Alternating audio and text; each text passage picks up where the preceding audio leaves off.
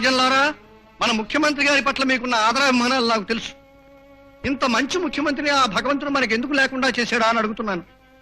వారు నేను ప్రత్యర్థులం కావచ్చు, ఎన్నికల సమయంలో విమర్శించుకోవచ్చు, తిట్టుకోవచ్చు, కానీ ఆ భగవంతుడు ఎందుకు ఇంత అన్యాయం చేశాడా అని ఆ భగవంతుడిని అడుగుతున్నాను.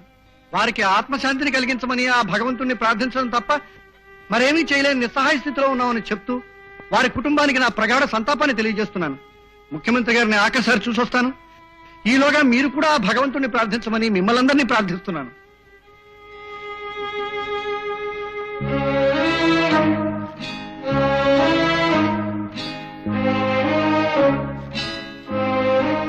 ప్లీజ్ ప్లీజ్ ప్లీజ్ ప్లీజ్ కూర్చోండి కూర్చోండి. Sir, one question.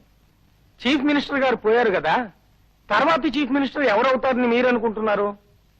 వీరికి ముందెవరో పాలించారు, ఉన్నంతకాలం వీరు పాలించారు, వీరు పోయాక మరెవరుస్తారు? పదవి కోసం ఎవరు ఆగరు, ఎవరి కోసం పదవి ఆగదు. ఆహా, గోల్డెన్ వర్డ్స్, గోల్డెన్ వర్డ్స్. ఆ అవకాశం మీకొచ్చే అవకాశం ఉందా? అడగడానికి సమయము కాదు, చెప్పడానికి సందర్భము కాదు. అయ్యా మారుతి గారు, వారి మరణం పట్ల తమకు సంతాపం కంటే సంతోషమే ఎక్కువగా ఉందని లోకం అనుకుంటూ ఉంది. తమ అభిప్రాయం సెలవిస్తారా? అనుకోవడం లోకానికి ఆచారం, ప్రతిపక్షాల అనాచారం.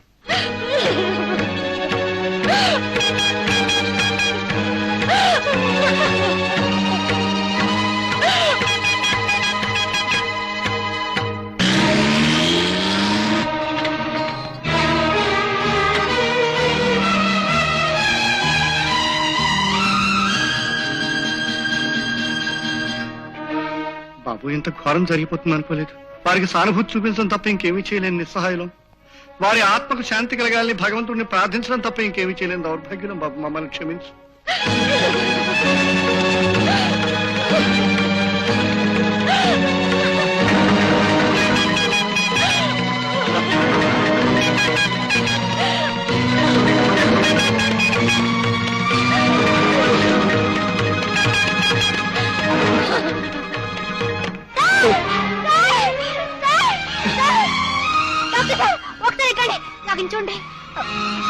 అందరికీ శుభవార్త, అందరికీ శుభవార్త. ముఖ్యమంత్రి గారు చనిపోలేదు, తిరిగి బ్రతికారు.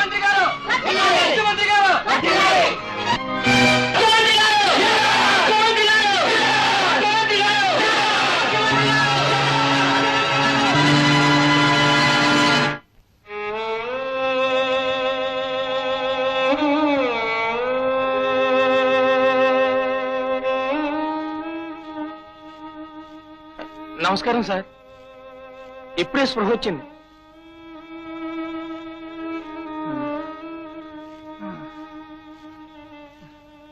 మీకు త్వరగా ఆరోగ్యం కలగాలని దేవుణ్ణి ప్రార్థిస్తున్నాను. థ్యాంక్స్. అయ్యా, తమకి గుండెపోటు రావడానికి కారణం అనారోగ్యమా లేక ముఖ్యమంత్రి గారు తిరిగి ఆరోగ్యవంతులు కావటమా? ముందు వారిని ఆరోగ్యవంతులు కానివ్వండి, మీరు పదండి. వస్తానండి.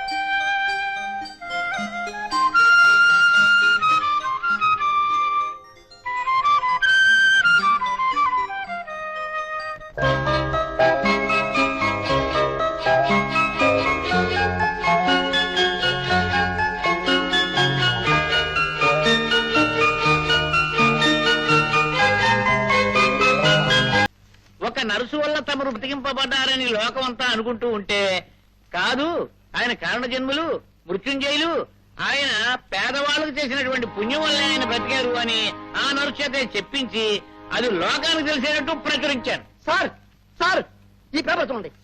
తమ ఫోటో లేకుండా నర్సు ఫోటో వేశారు. పైగా హెడ్ లైన్ చూడండి, సత్యనారాయణ బ్రతికించి నర్సు అని చెప్పి. సత్యనారాయణ ఎవడా తెచ్చినాడు? వాడు వెధవండి, వెధవ. ఎవడు? వాడే. వాడి కొడుకే కదయా? నా కొడుకేనండి. నా కడుపును పుట్టాడే కానీ నా ప్రెస్ లో బంద్ చేస్తున్నాడా? నెక్స్ట్ ఇష్యూలో చూడండి, తిప్పి కొట్టేశాను.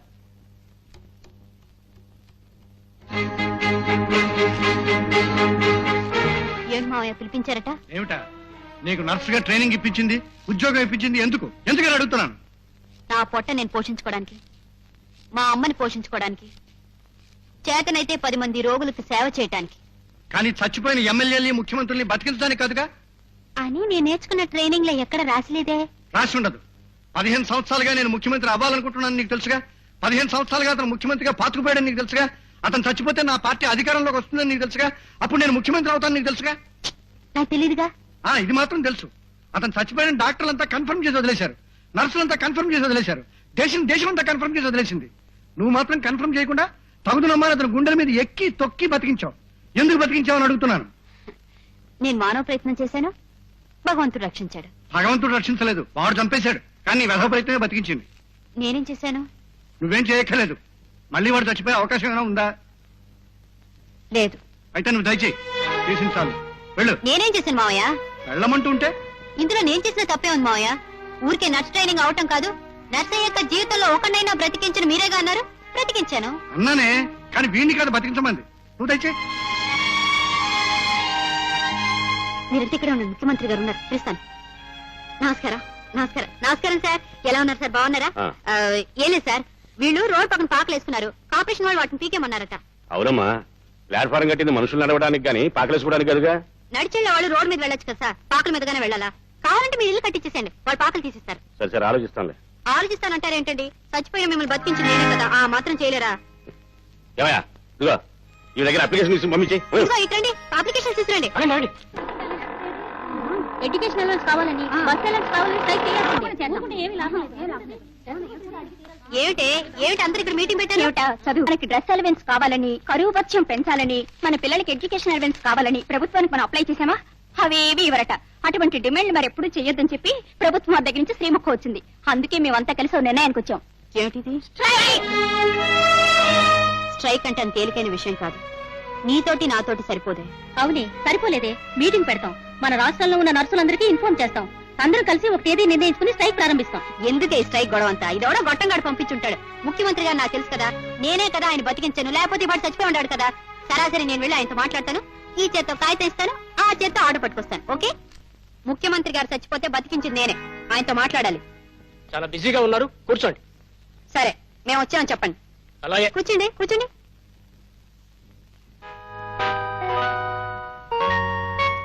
మోహన్ గారు, అయ్యగారు పిలుస్తున్నారు, రండి. మీరు కూర్చోండి.